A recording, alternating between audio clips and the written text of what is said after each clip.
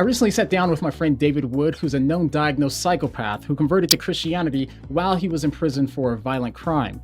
Some people say that you are unable to love or receive love, so therefore you can't really be a Christian.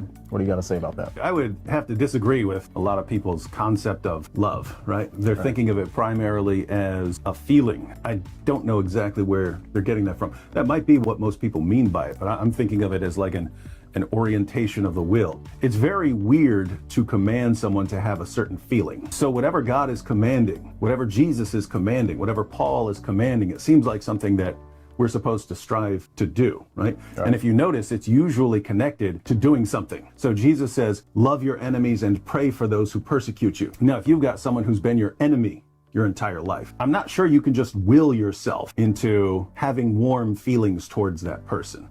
You might have a lot of anger towards that person, but can you pray for that person? Absolutely. That is entirely within the realm of your will. You have the ability to control your behavior.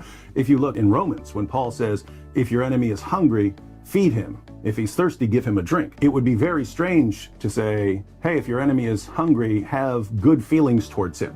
You may not be able to do that. Can you feed him? Can you give him something to drink? Of course you can. These are within the realm of your control. If you're simply thinking of love as some sort of warm feelings towards people, you're limiting it.